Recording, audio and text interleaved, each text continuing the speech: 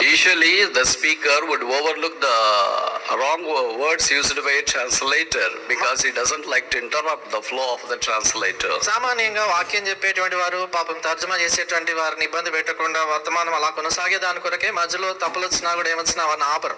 But uncle will not compromise in that. అయితే uncle ఆయన ఏమాత్రం కూడా దాని విషయంలో రాజీ పడ్డాడు. He not only expects the exact translation, ఆయన ఖచ్చితమైనటువంటి పదాలు తర్జుమా ఆయన ఆశించడమే కాదు, but he expects the exact wording. That's a big problem with uncle. Uncle తో పెద్ద సమస్య ఏంటంటే ఖచ్చితంగా ఆయన వాడిన పదాలకి సరైన పదాలే ఉండాలనుకుంటారు. He expects that whatever words in him has to be transmitted to the translator as well, which is really tough sometimes. ఆయనలో ఏ పదాలైతే అనుకుంటాడో అవే ఖచ్చితంగా తర్జుమా చేసే వ్యక్తి కూడా అదే చెప్పాలనుకుంటాడు. నిజంగా అలాగా మరి కొన్నిసార్లు కష్టం అవుతుంది. Once I had the privilege of helping him in the translation back in Tirupati when I was doing my doctoral degree.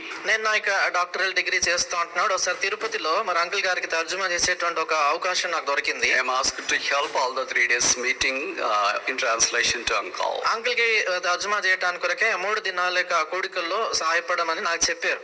Then I was not familiar with the scriptures as I do nowadays. మరి ఈ దినాల్లో నాకు లేఖనాలు ఎలాగ పరిచయమో అలాగ నా దినాల్లో అంత పరిచయం వాక్యం అంతగా నాకు తెలియదు. And the wording was also not much familiar to me.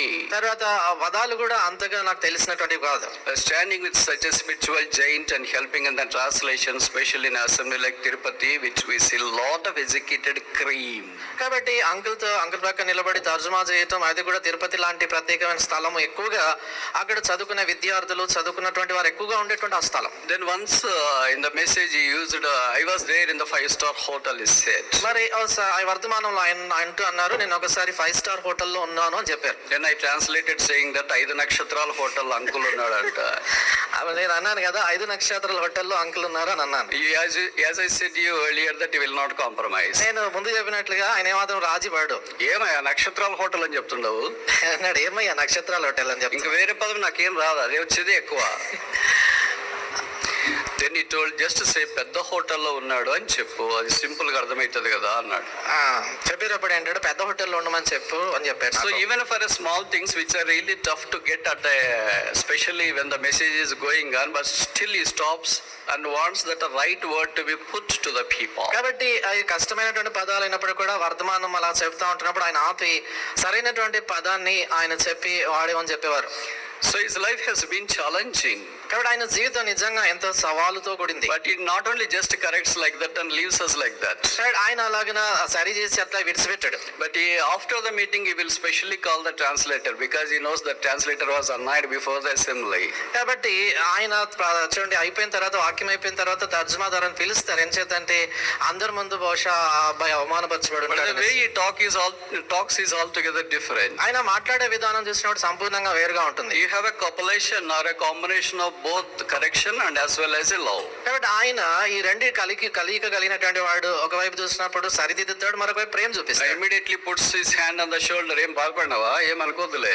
ఆయన వెంటనే భుజం మీద చేసి బాధపడ్డావా, ఏమనుకోదు అంటాడు.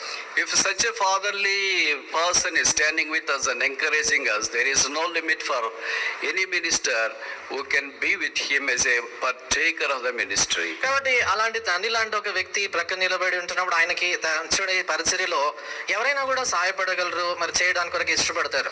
So until now we have seen 4 classes of the faith, especially from Hebrews chapter 11 and in relation to the life of uncle.